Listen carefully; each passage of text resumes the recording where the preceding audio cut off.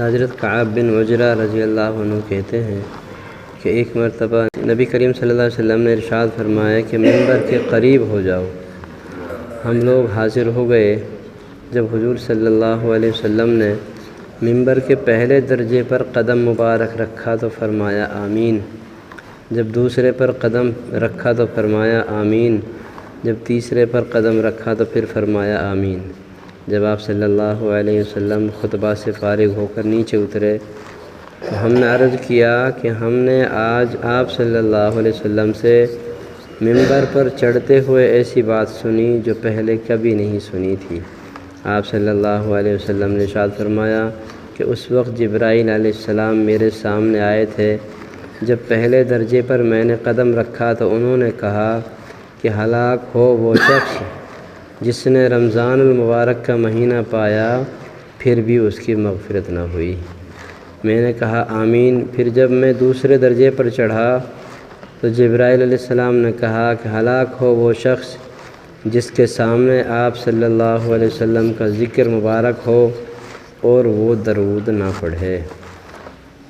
میں نے کہا آمین۔ جب میں تیسرے درجے پر چڑھا انہوں نے کہا کہ ہلاک ہو وہ شخص جس کے سامنے اس کے والدین یا ان میں سے کوئی ایک بڑھاپے کو پاویں اور وہ اس کو جنت میں داخل نہ کرائیں۔ میں نے کہا آمین۔ اس حدیث شریف میں حضرت جبرائیل علیہ السلام نے 3 بددعائیں دی ہیں اور حضور اقدس صلی اللہ علیہ وسلم نے ان تینوں پر آمین فرمائی ہے۔ اول تو حضرت جبرائیل علیہ السلام جیسے مقرب فرشتے کی بددعا ہی کیا کم تھی، پھر حضور اقدس صلی اللہ علیہ وسلم کی آمین نے تو جتنی سخت بددعا بنا دی وہ ظاہر ہے۔ اللہ تعالیٰ ہی اپنے فضل سے ہم لوگوں کو ان تینوں چیزوں سے بچنے کی توفیق عطا فرمائے اور ان برائیوں سے محفوظ رکھے، ورنہ ہلاکت میں کیا تردد ہے۔ در منصور کی بعض روایات سے معلوم ہوتا ہے کہ خود حضرت جبرائیل علیہ السلام نے حضور صلی اللہ علیہ وسلم سے کہا کہ آمین کہو، تو حضور صلی اللہ علیہ وسلم نے فرمایا آمین، جس سے اور بھی زیادہ اہتمام معلوم ہوتا ہے۔ اول وہ شخص جس پر رمضان المبارک گزر جائے اور اس کی بخشش نہ ہو، یعنی رمضان المبارک جیسا خیر و برکت کا زمانہ بھی غفلت اور معاصی میں گزر جائے کہ رمضان المبارک میں مغفرت اور اللہ جل شانہ کی رحمت بارش کی طرح برستی ہے۔ پس جس شخص پر رمضان المبارک کا مہینہ بھی اسی طرح گزر جائے کہ اس کی بدعمالیوں اور کوتاہیوں کی وجہ سے وہ مغفرت سے محروم رہے تو اس کی مغفرت کے لیے اور کون سا وقت ہوگا اور اس کی ہلاکت میں کیا تامل ہے۔ اور مغفرت کی صورت یہ ہے کہ رمضان المبارک کے جو کام ہیں یعنی روزہ، تراویح، ان کو نہایت اہتمام سے ادا کرنے کے بعد ہر وقت کثرت کے ساتھ اپنے گناہوں سے توبہ اور استغفار کرتا رہے۔ دوسرا وہ شخص جس کے لیے بددعا کی گئی وہ ہے جس کے سامنے نبی کریم صلی اللہ علیہ وسلم کا ذکر مبارک ہو اور وہ درود نہ پڑھے۔ اور بھی بہت سی روایات میں مضمون وارد ہوا ہے۔ اسی وجہ سے بعض علماء کے نزدیک جب بھی نبی کریم صلی اللہ علیہ وسلم کا ذکر مبارک ہو تو سننے والوں پر درود شریف کا پڑھنا واجب ہے۔ حدیث والا کے علاوہ اور بھی بہت سی وعیدیں اس شخص کے بارے میں وارد ہوئی ہیں جس کے سامنے حضور صلی اللہ علیہ وسلم کا تذکرہ ہو اور وہ درود نہ بھیجے۔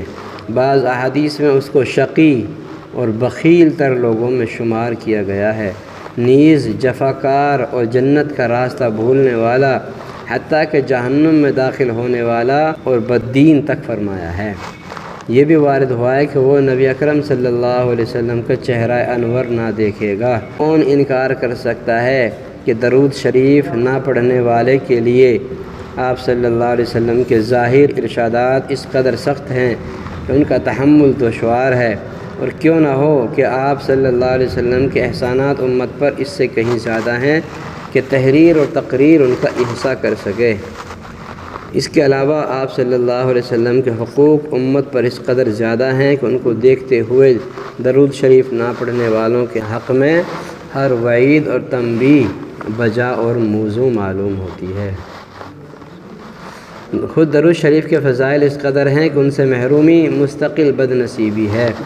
اس سے بڑھ کر کیا فضیلت ہوگی کہ جو شخص نبی اکرم صلی اللہ علیہ وسلم پر ایک مرتبہ درود بھیجے، حق تعالی شان اس پر 10 رحمتیں بھیجتے ہیں۔ نیز ملائکہ کا اس کے لیے دعا کرنا، گناہوں کا معاف ہونا، درجات کا بلند ہونا، احد پہاڑ کے برابر ثواب کا ملنا۔ کتنے فائدے ہو رہے ہیں؟ احد پہاڑ کے برابر ثواب مل رہا ہے۔ شفاعت کا اس کے لیے واجب ہونا وغیرہ وغیرہ امور مزید برآں ہیں۔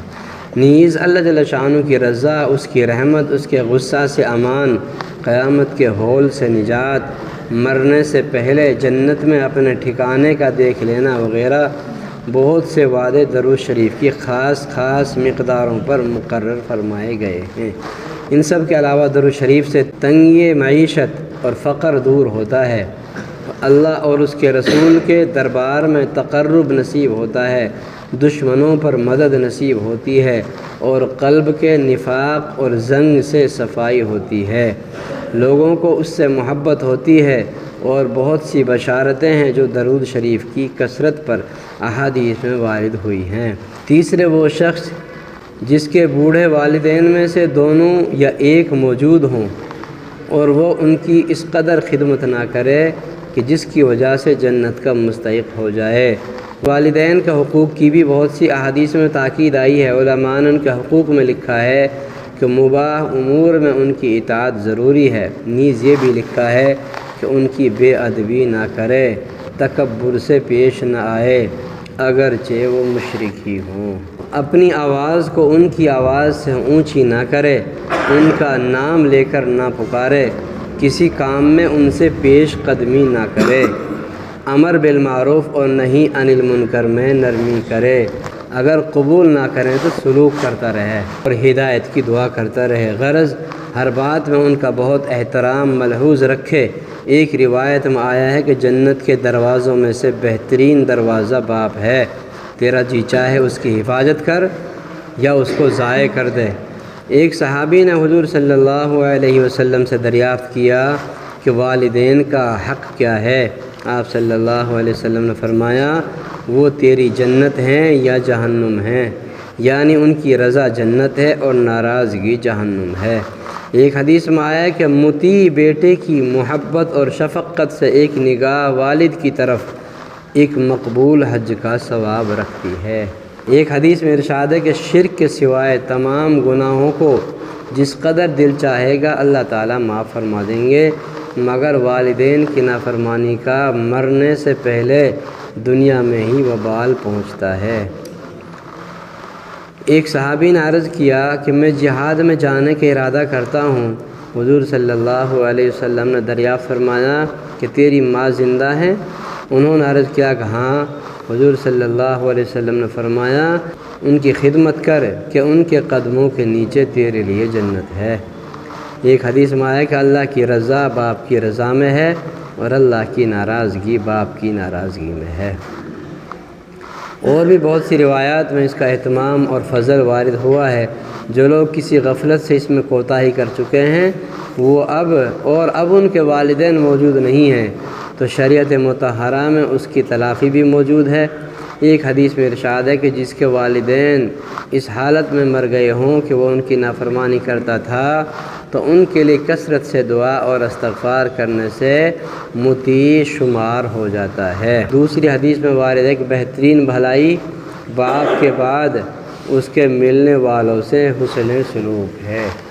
حضرت عبادہ رضی اللہ عنہ کہتے ہیں کہ ایک مرتبہ حضور صلی اللہ علیہ وسلم نے رمضان المبارک کے قریب ارشاد فرمایا کہ رمضان کا مہینہ آ گیا ہے جو بڑی برکت والا ہے، حق تعالی شان ہو اس میں تمہاری طرف متوجہ ہوتے ہیں اور اپنی رحمت خاصہ نازل فرماتے ہیں، خطاؤں کو معاف فرماتے ہیں، دعا کو قبول فرماتے ہیں، تمہارے تنافس کو دیکھتے ہیں اور ملائکہ سے فخر کرتے ہیں، پس اللہ کو اپنی نیکی دکھلاؤ، بد نصیب ہے وہ شخص جو اس مہینے میں بھی اللہ کی رحمت سے محروم رہ جائے۔ تنافس اس کو کہتے ہیں کہ دوسرے کی حرص میں کام کیا جائے اور مقابلے پر دوسرے سے بڑھ چڑھ کر کام کیا جائے، تفاخر اور تقابل والے آئیں اور یہاں اپنے اپنے جوہر دکھلائیں۔